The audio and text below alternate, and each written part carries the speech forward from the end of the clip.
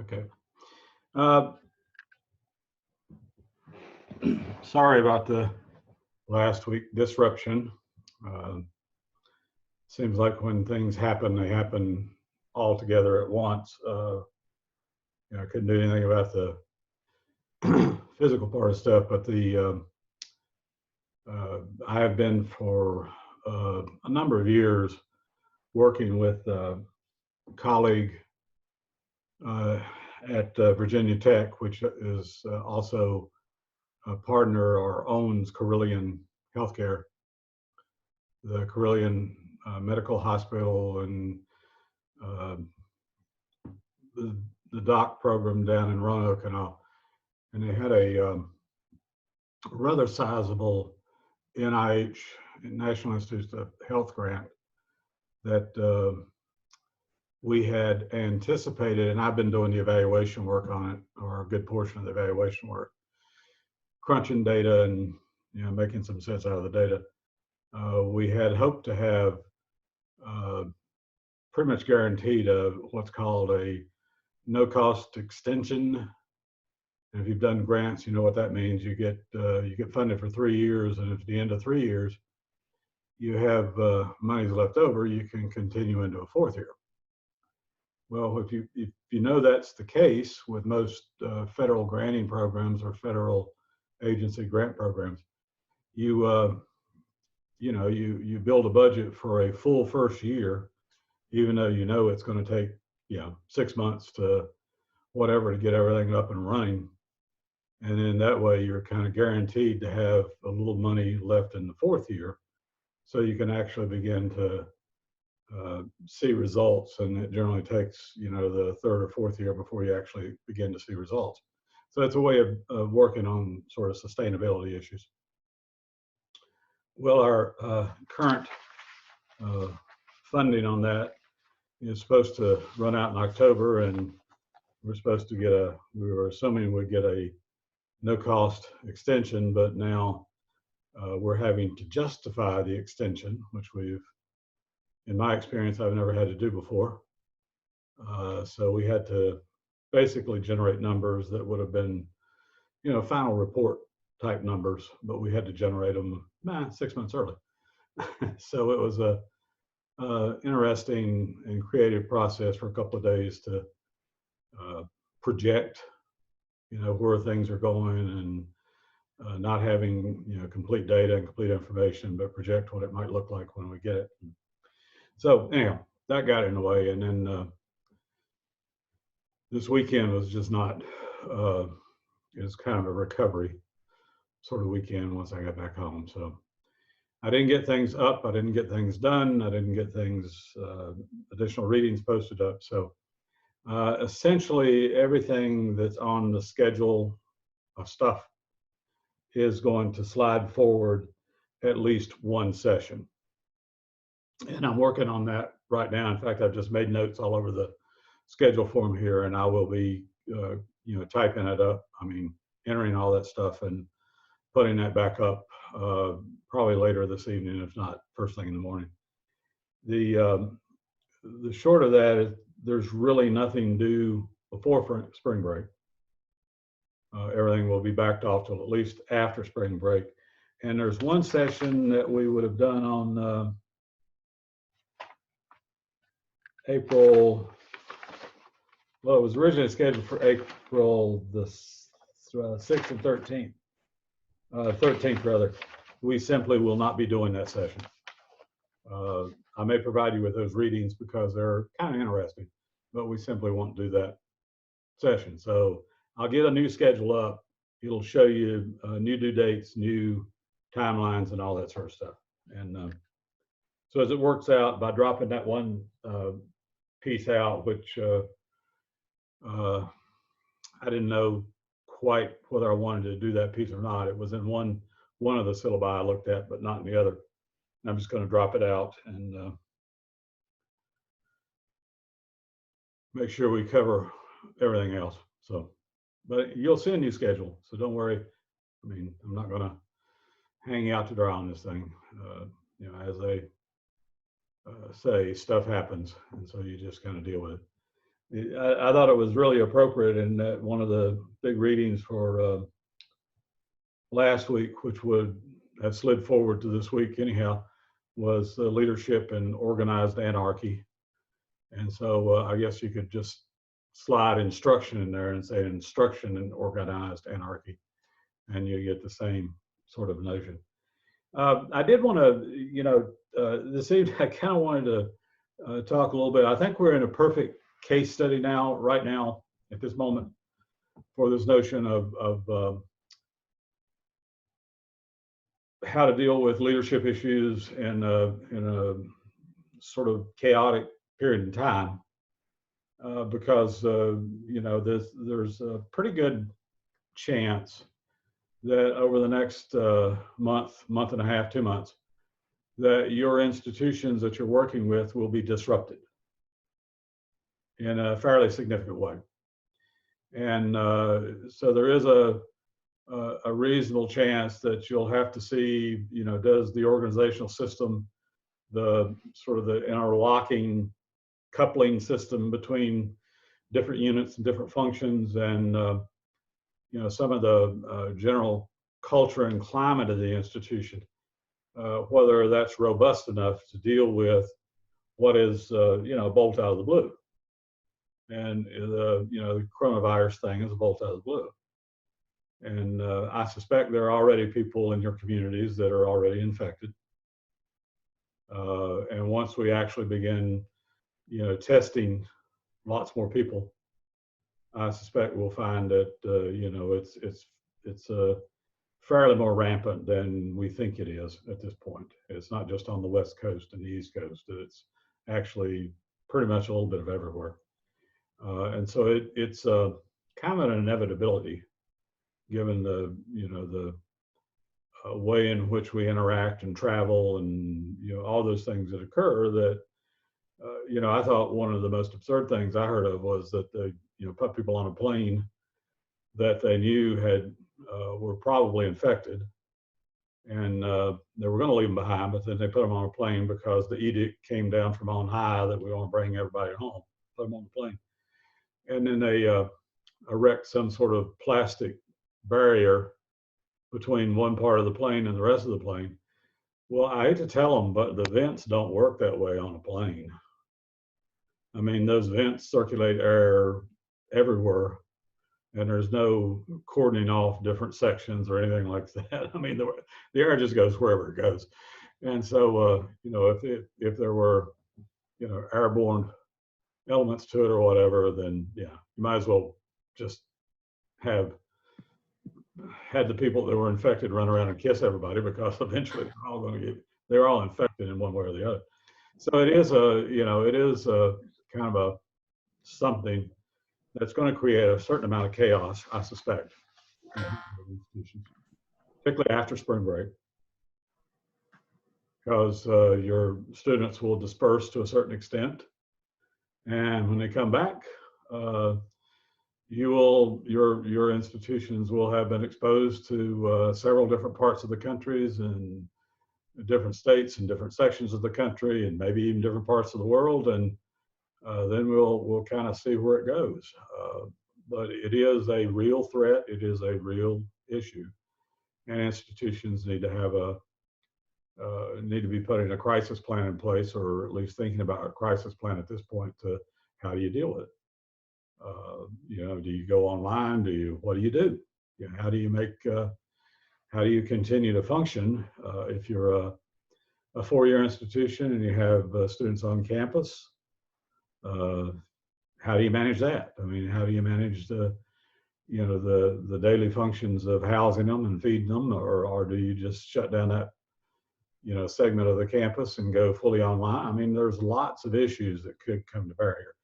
And even though this is fairly mild in terms of pandemics or epidemics or whatever, the fatality rate that we think of now is about a 2% fatality rate, which is roughly about 20 times higher than the fatality rate for the flu. And last year in this country, we had, I forget the exact number, but it seems like there were 36,000 individuals that died from the flu. So if this becomes as rampant as that, multiply that 36,000 by 20 and see what you end up with. You know, you end up with almost 1 million people. So yeah, it's a real deal. And institutions, you know, it's not going to avoid you. Institutions have to begin to think about how we deal with this. Now, best case scenario, maybe, you know, it does as the weather turns and people get out more, and maybe it becomes less of an issue. But I suspect it'll run its course, and it'll probably run a full course before it kind of moves on. But I wanted to, you know, get a sense as to whether that was an issue or whether that was beginning to be a conversation at your institutions, and you know, kind of in what way, and you know, are people beginning to make plans? Are there meetings happening at you know, significant levels of the institution, fairly high up the food chain, as to how to go about doing this? Is guidance coming from, you know, state coordinating bodies? I mean, have you begun to hear things about it in terms of plans that need to be made?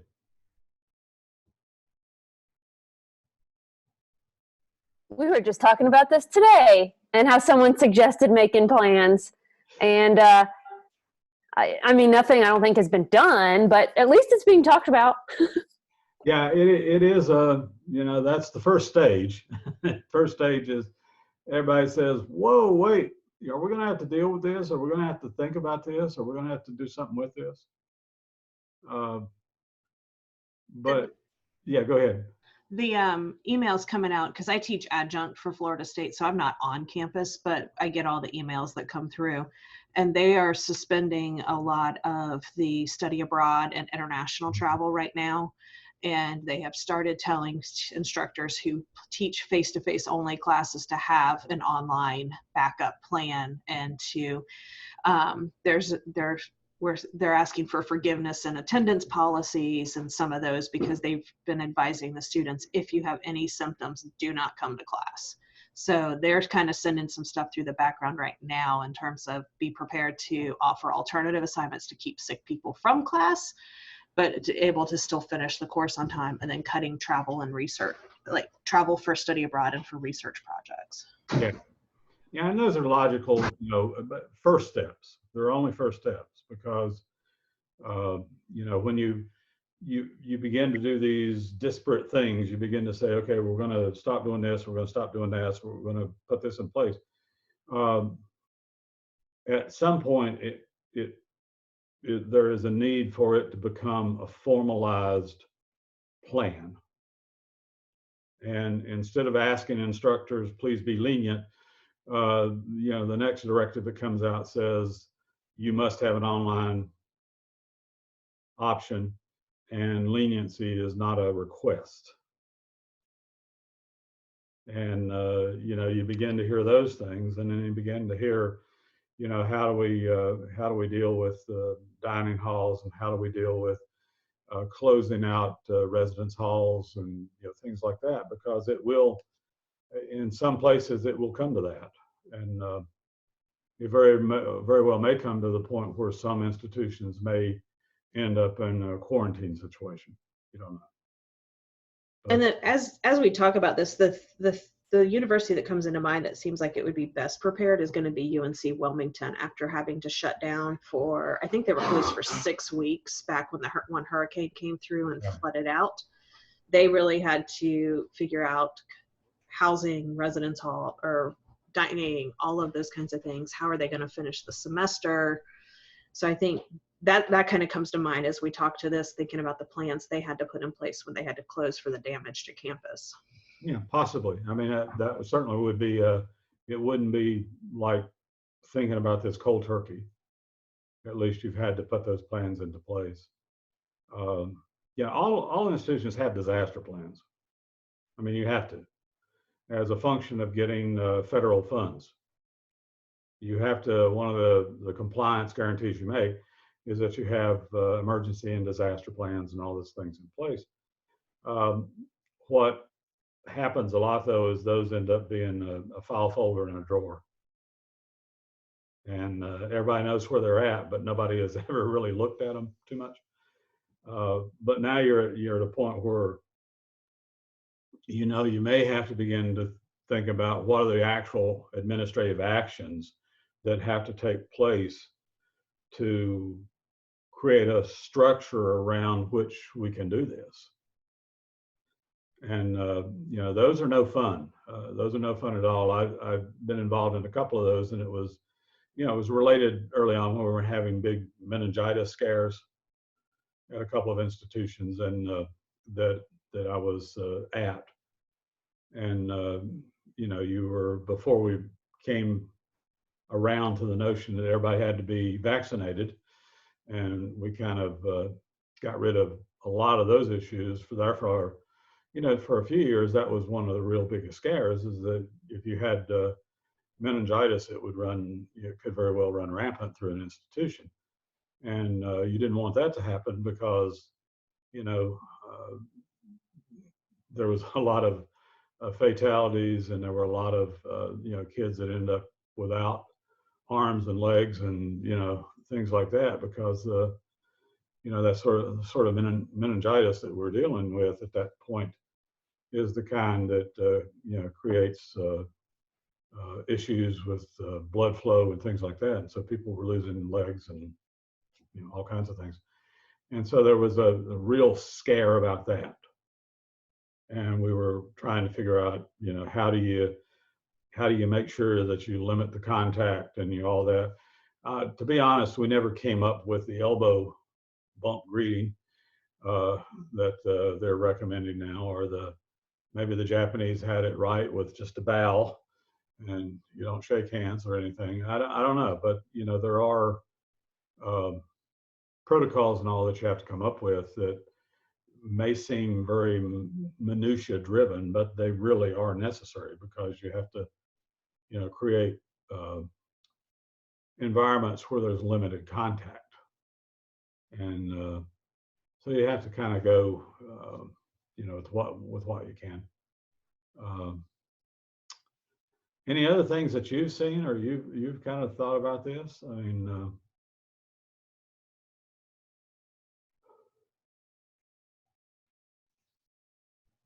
we were talking about the study abroad trip today. We have a short-term study abroad trip, and if it would be canceled or not. So I don't know, but we haven't heard anything else. I do like how Appalachian has conditions. I think that's interesting. Yeah. I thought I would go look them up online and see if they're available online, but it's, you know, whenever we get those emails and it says condition 1 or like, so they've really thought it out for snow, but I'm sure it can be used for other things. Yeah, there is that. And we have, you know, when it comes out of app, when we get, you know, we get the provost email at beginning of the semester.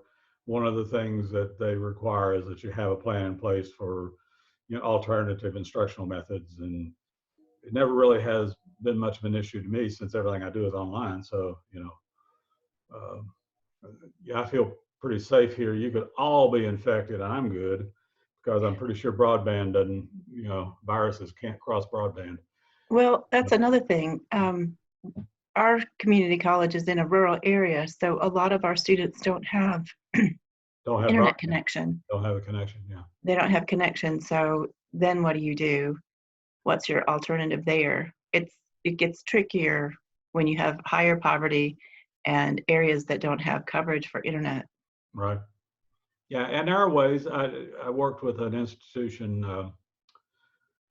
what was it, last year before, putting together their rural outreach plan. It was the institution I was at, which it's got a lot of rural, poor areas around it. And so we were always kind of trying to figure out how to do that. And we had set up partnerships with, you know, all the libraries and that sort of stuff. But those are spotty too. I mean, they don't have the best, you know, signals and best bandwidth either. And so we finally ended up going back to an old model for the extreme emergencies, which was, you know, if they could get an email, which we found that most students could get access to email. We started packaging up, you know, kind of like learning packet sorts of notions. Now, it wasn't the best of, solutions, but it was a workable solution because it did have, assignments and, uh, professors would have to write up, a couple of pages of notes for kids and things like that to attach to emails. But the email solution was a workable one because it doesn't require much bandwidth and it doesn't require, a lot of time in a lab. And as long as students could get access to a lab or to a computer that had a printer attached, you could print it off and kind of work on it like the old learning packet stuff, which was the earliest form of distance learning, was those learning packets.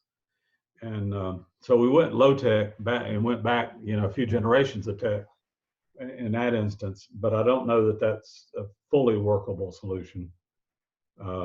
I'm sure it's got a lot of holes in it too, but it was one that they had put together for the emergency plan.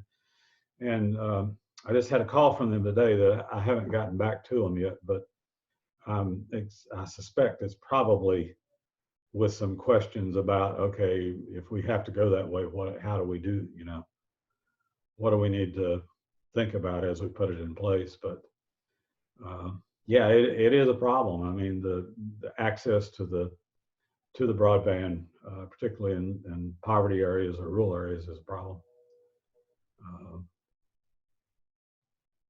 Transportation. Transportation is a big issue. You kind of like not to have numbers of people together in a little box someplace, like a bus or something like that. And so transportation becomes a problem. In the College of Ed, one of our biggest problems is practicums in student teaching, because we're putting people out into public school and private school environments that really we, as an institution, we have no control over. And so we're asking institutions, we're asking school systems, what are your emergency plans here just in case? And almost to a person, their emergency plan is just to shut down. So we have students that, we're going to have to ask for waivers to even certify them if that comes to bear, because they won't have enough hours on site for our certification recommendations. And so how do we deal with that? How do we make that work? Medical services on campus. What do you do? Are we going to ask those medical services to test students that come in sick? Are they going to refer them to the health department? Are they going to send them to the hospital? I mean, all of these things have to be talked about and have to be sorted out in that decision-making body, however many people that is, within an institution, because none of these things, all of these things are cracks that have the potential for infecting an entire campus, and you can't have any cracks in the model. And people will screw up. People will screw up. They do. They always do. And so you have to build in a redundancy in it somehow, that you catch the screw ups and kind of fix it. But it is the ultimate leadership in anarchy. And this may not be organized anarchy. This may be a little bit more unorganized anarchy, because it may happen very fast.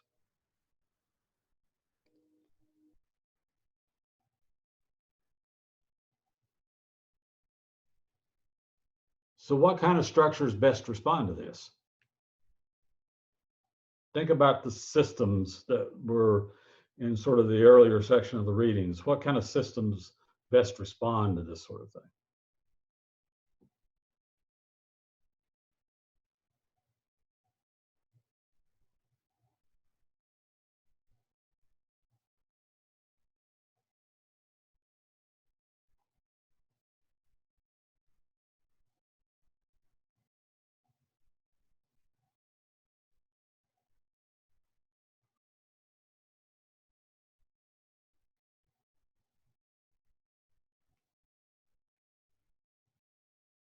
what kind of structure do you want if you have to make a lot of decisions very quickly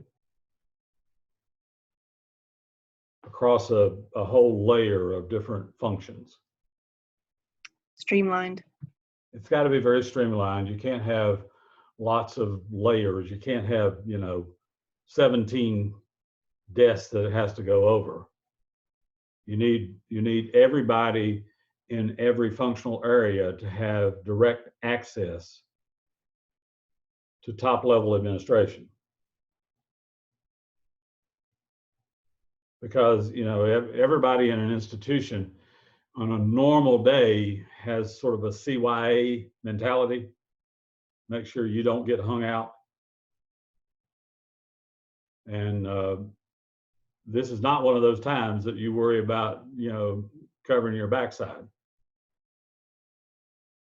And if you screw up, you have to make sure somebody's there to catch you at, the next level, the next function or something like that, because you can't afford, to screw up. So it is you do need a very streamlined. You don't need this sort of decoupled notion. You need a fairly, tightly coupled. Now, what institutions can do is they can, that are built right, can bring people, circle the wagons fairly quickly. And then when the attack's over, you can, kind of spread it out a little bit better. You can uncouple some things that you coupled together.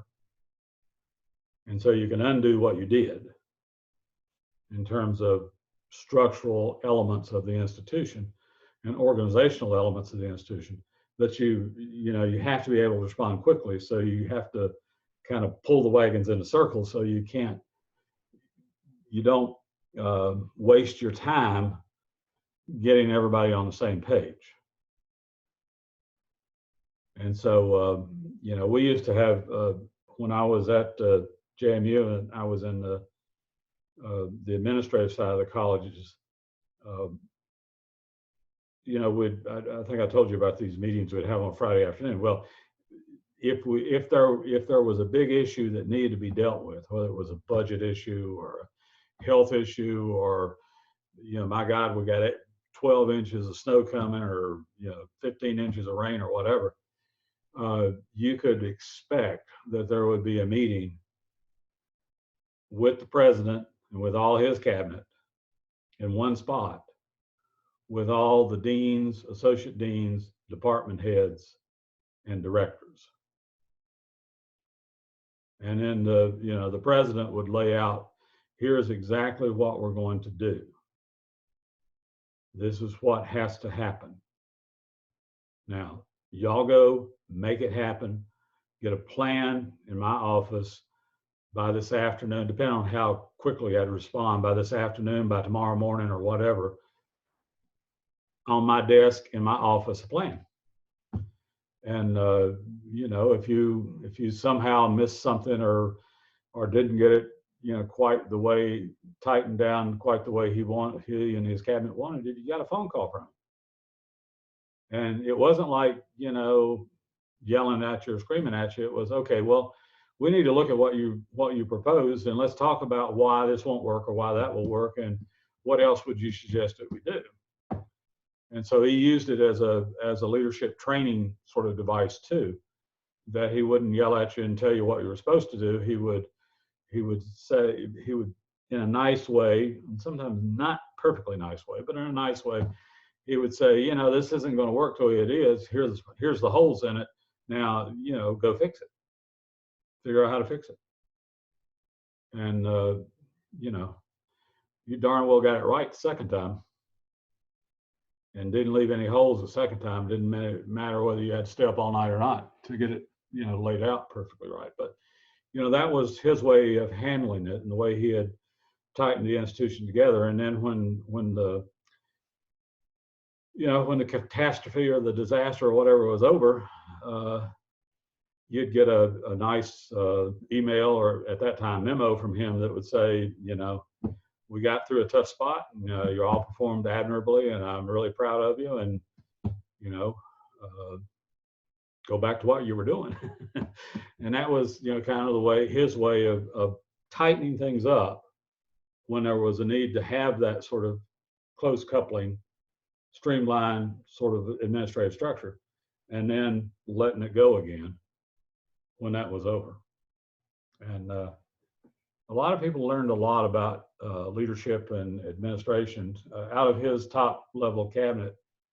I think over the years, there were like 13 different university presidents that came out of that group. And so they went off and, kind of emulated the model that he had provided for them. And it was very successful. But he was, as I mentioned last time, he was a very unique individual. He's one of those guys you're lucky if you encounter him once in your career, that sort of have a grasp of the scope of things and be able to manage a large organization. I kept wanting him to run for governor, but he said no. He wanted to be in charge of something that you could actually do something with, and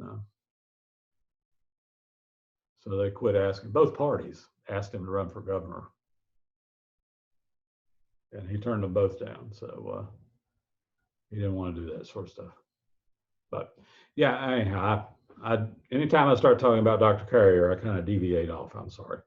But as you can imagine, I was really impacted by him in terms of his approach to things.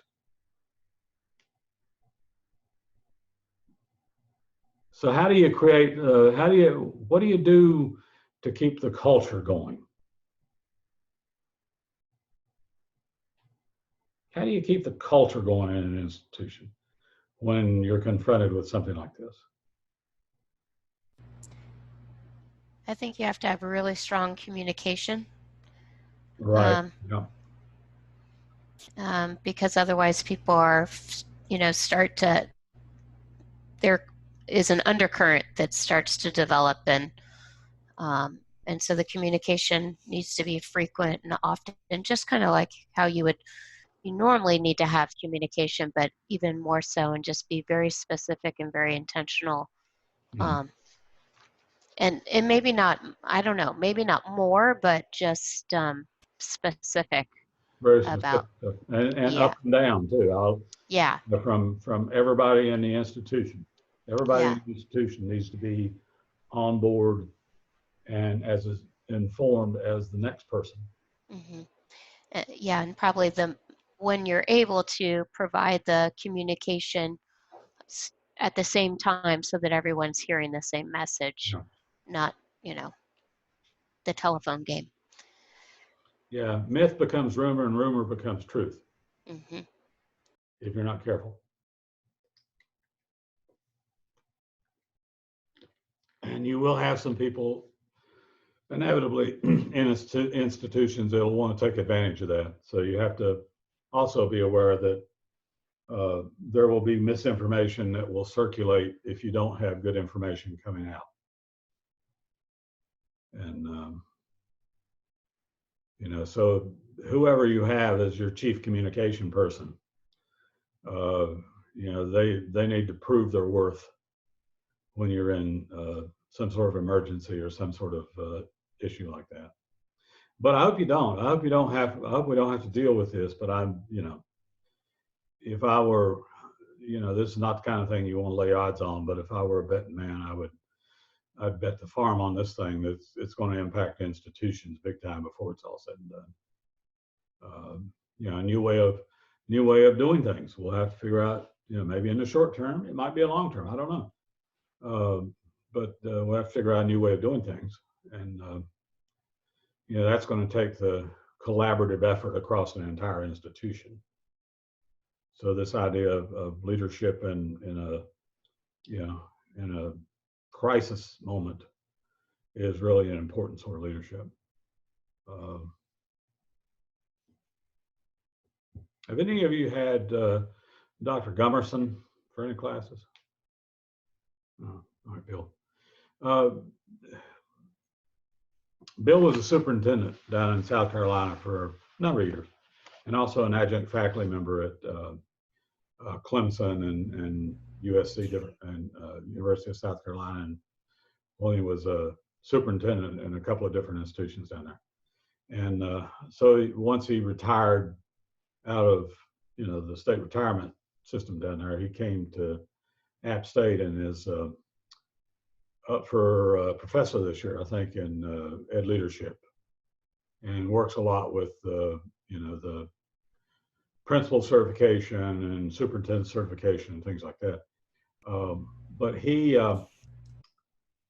liked to talk about how the leadership thing was kind of you as the leader of an institution, you would like to micromanage everything that happens, and the more critical the incidences are, the more you want to micromanage it. And so on a day-to-day basis, you'd like to know what all's going on. You might let other people do their jobs, but you might still want to know what's going on. But when something big happens, when you have that crisis thing, the tendency is to want to even more micromanage. To run the whole show 24/7 the whole time. Well, you can't feasibly do that. You can't feasibly do that. And he said the best he had been at a school for a couple of 3 years, and they had a couple of things that had come up, and he had done okay with it. And the school division was looking to see whether maybe they wanted to bump him up into the central office and all this sort of stuff. And he wanted to see how he might, they didn't know how he might handle a crisis thing. Well, he was mentoring a young assistant principal at this high school, and it was a weekend, or it was I guess it was a time during the summer where he was supposed to be off. He was on vacation or something like that, and they didn't leave town. They were still in town, and the school caught on fire. There was a fire at the school, and so Bill jumped in his car, and he was gonna head over there and take charge of stuff. And he had this assistant superintendent, this assistant principal that he had been mentoring, that was in charge of stuff. And so Bill called the central office, called the superintendent, say, this is what's happening. I'm on my way over there now. And the superintendent said, well, why don't you just stop a couple of blocks away? And he said it was the toughest thing he ever had to do professionally, is that he stopped where he could see the school and kind of just watched what was going on down there. He couldn't really know, because you couldn't know from a couple of blocks away or up on a hill there, wherever it was, what was going to happen. But they had it, they managed it, they had it under control. They got the fire under control. They managed the response. They got the communications out to all the people that needed to get out to and stuff like that. And Bill said he called the superintendent back up and said, well, it looks like he's got it. It looks like he's handled it pretty well. And the superintendent said, yeah, why don't you go on home? And so, that was his lesson from the superintendent, that you couldn't micromanage everything. You had to have people that you could work with that were as competent as you were. And you just had to learn when to step back, let them do their jobs. And that's sort of what Dr. Carey was doing to us when he brought us together in these crisis things. Was we were all in one room when we knew what the crisis was, but then we were all sent back, to put our piece of the plan together. And his job was then just to coordinate all that once he got all the elements of the plan. Because his notion was you didn't hire yes people, or you didn't hire people that would make you feel good. You hired people that were as competent as you were.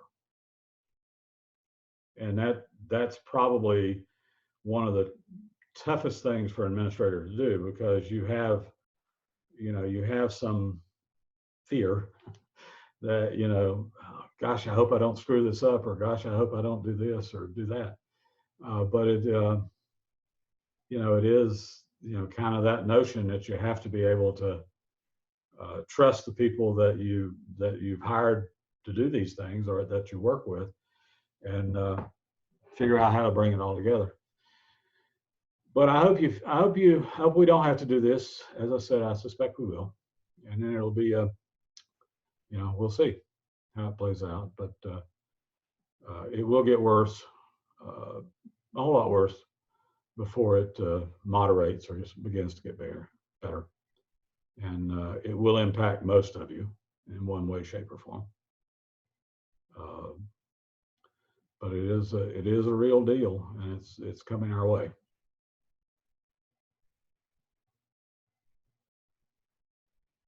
Yeah, Mitch, I see talking about the shootings at UNC Charlotte, and the Virginia Tech thing in 2007. One of the things that everybody learned from that was this idea of we needed to have good information about what was going on so that people could make good decisions. But the other thing that we learned from that was that this notion of containment did not work, and that led to a whole new pattern for how you deal with incidents like that. And the new pattern is you go in directly. You don't wait. You don't marshal the resources and all like that. You go straight in and confront the issue. And if that had been done there, who knows? But they weren't set up to do that. They did exactly what they were trained to do. It just turned out that things happened too fast for them to deal with. Another story about that. Do you know what FERPA is? And all the requirements of FERPA and the Student Privacy Act, and basically what all that told people at institutions was that we have to maintain control and privacy over our student records. And we can't share that with other entities. We can't share that with authorities. We can't share that with mental health folks. And the shooter at Tech had been referred from professors at Tech that they were concerned about him because they felt unsafe when he was in class. And I don't know whether the name rings a bell or not, but one of those professors was Rita Dove, who was a high-powered, nationally known poet, Black poet, and very, very powerful, very influential sort of lady. Well, she wrote a direct letter to the president and to the VP for Academic Affairs that this kid, he scared her. And so they referred him to a counseling center on campus, and the counseling center had reached out to him and wanted to talk to him and all that. At the same time, he had been acting erratically, not on campus. He lived off. There was a place off campus that he hung out at. He lived on campus, but there was a place off campus he hung out at. But he had been acting erratically there, and there were reports that he was, threatening people. So the local Montgomery County Police Department went and picked him up. They deemed him to be a threat, but they didn't have anything they could really hold him on. So they referred him to the local mental health community service board, which put him under a 24-hour mandatory review. And so they took him in a facility, held him for 24 hours. He was seen by a psychologist and a counselor and a clinical social worker. There wasn't anything there. They couldn't hold him more than 24 hours.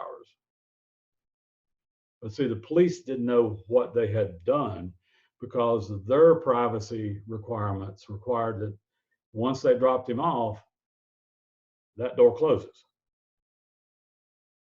So the university knew he was a threat. The police knew he was a threat.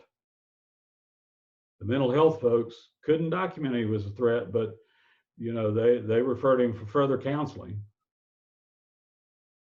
But none of those agencies, none of those institutions could share information with each other because of the Privacy Act. Protection of pupil rights. Protection of pupil rights, student rights. And his parents couldn't know because he was over 18. So FERPA required that if his parents wanted to know anything about any of this stuff, they had to get his permission to get it. And about 3 weeks to a month later, the massacre occurred. And everybody had a record of him that he was a threat. But they couldn't share that across institutions. Now, as a result of Virginia Tech, those regulations, and it wasn't a law, it was regulations as to how to interpret the law. Those regulations were rewritten, and added into each one of those regulations was a statement somewhat to the effect that these restrictions could be waived if the individual is thought to be a danger to self or others. Which means if had that regulation been in place, then he possibly, I'll say possibly, you never know, he possibly could have been off the street and been in an institution. But it wasn't. So, we ended up feds ended up rewriting all those regulations because of that.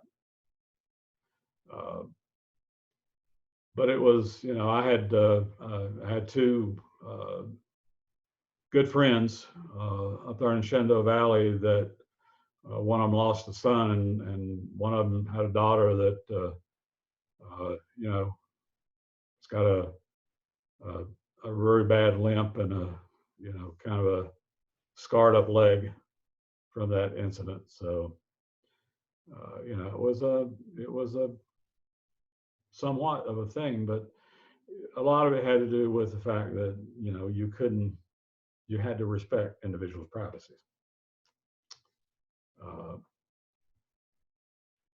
And then how you deal with it has changed, and now we know that you need to provide as much information as possible so people can make safe decisions and sound decisions about where they need to be, and what's a lockdown, and what's a stay in place, and what's a run like hell. That's another new thing we found, is that there is a time to cut and run, and once again, you still have to have the information to be able to make those decisions. But yeah, crises come. They come, and you're going to deal with them. And so expect this thing to come in very, very, very shortly. Any other thoughts about that, or about elements of that? I don't mean to be all dark and dreary and all that sort of stuff, but yeah. It is a reality. I mean, you can make jokes about it later, sort of thing. But when it's there, you have to deal with it, and you have to have an institution, an organization in place that allows you to deal with it. But it happens suddenly and quickly. Well, and I think that a lot of, planning is great, and you can make all these plans, but until it actually happens, things are going to change. Yeah. Like Mitch was saying at Charlotte with the shooting, I was at A&T almost a year ago when they had that active shooter thing on campus, but I was a visitor. We weren't subscribed to the text. We weren't part of their email chain. We weren't, No. we were just visitors. And we got no information. The staff was great. I mean, honestly, they were great. But we were relying on the news sources on our phone to tell us what was going on. So I feel like there's as much planning as you can do, but things just don't always go as planned. So I don't know. I think planning there's a place. I mean, obviously there's a place for it and you have to do it, but I think there also needs to be an element of you have to be prepared for anything to happen. Yeah, essentially that's exactly true. I mean, because unfortunately, you don't get a text that tells you this is going to happen at a certain time, and so you can't foreshadow it. You can only have in place what you have in place. Now, I would say that probably visitors on campus, maybe there should have been a system to deal with that. I don't know.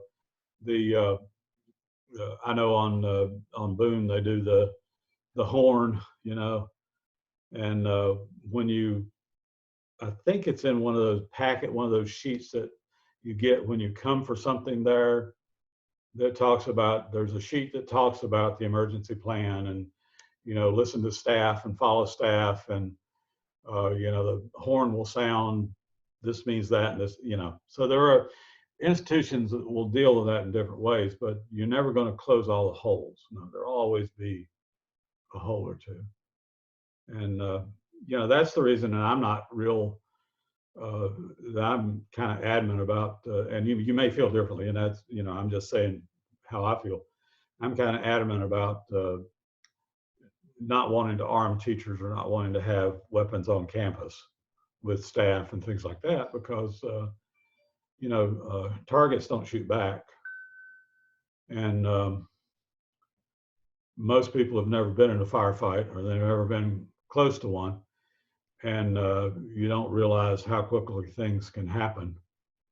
And, when the level of adrenaline and the level of things that are happening within your body, unless you have an awful lot of training and pretty good instinct, you might be shooting your own foot off or, taking out about half your students in your class as opposed to somebody that might be trying to do something bad. So I've never been a big proponent of that. I don't see that. I mean, firefight's not something you're ever prepared for.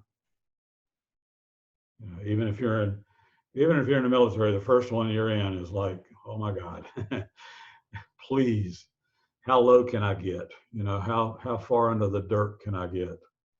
And your instinct is that. Your instinct is not to, stand up like John Wayne and start blasting back. That's not what you do.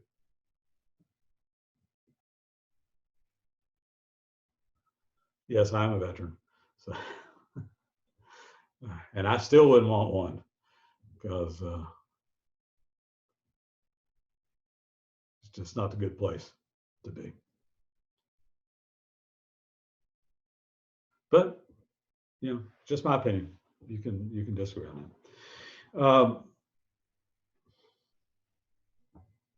Other thoughts? I mean, I think I've basically wasted the whole time frame here, but I just wanted to talk about this crisis thing because it's a whole different style of management. It's a whole different sort of thought about organizational models.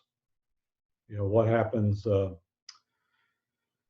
Is it flexible enough to handle the worst case? Because if it's not, you can be pretty sure the worst case will probably happen to you. And that's kind of the rule of thumb. If you're not prepared for the worst case, you can be sure it'll happen to you. But it is kind of the way the world works.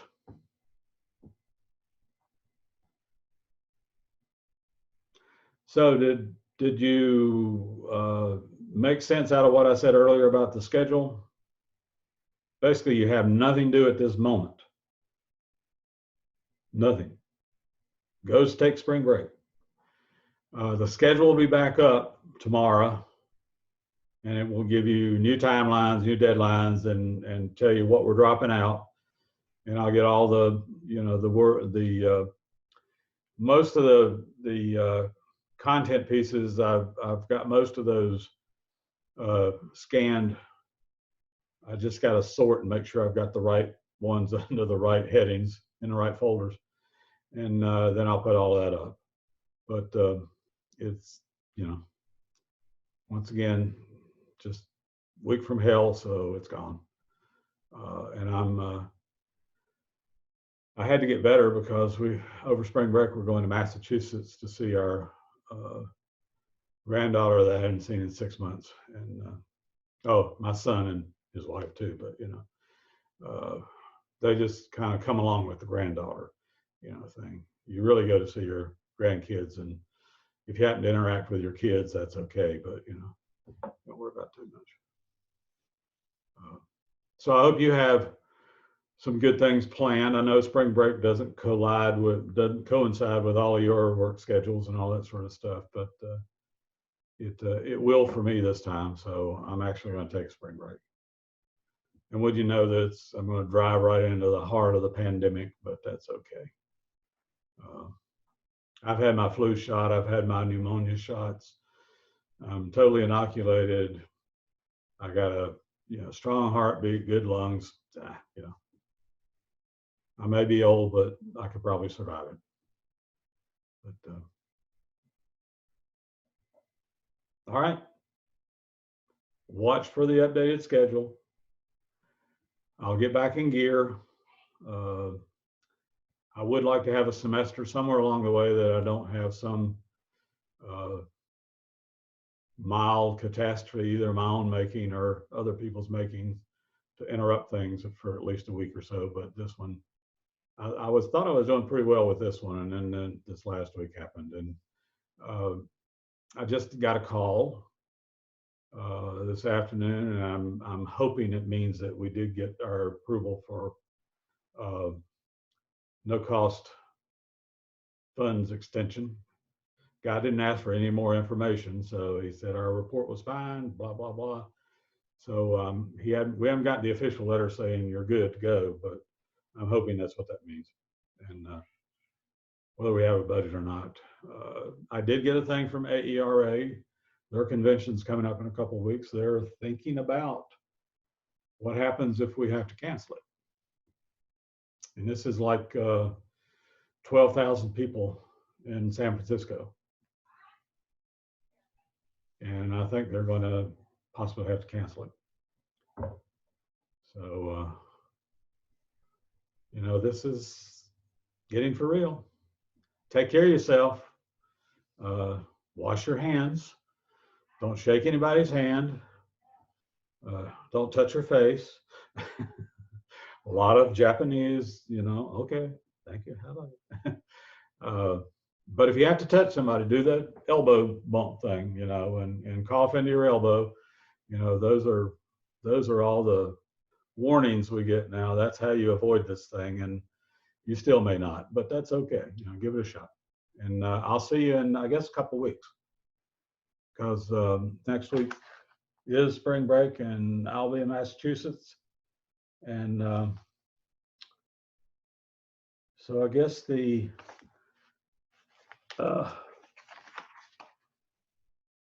yes, okay. Yeah, exactly right. So we'll see you the week after. And we're supposed to meet that week, right? I think so. I don't know. It'll be in the schedule. Okay, it'll be in the schedule. But, you know, hang in there. And, you know, Diane, good news. Good news is always good. And so we will see you in a couple of weeks. Have a good one. All right. Night, guys.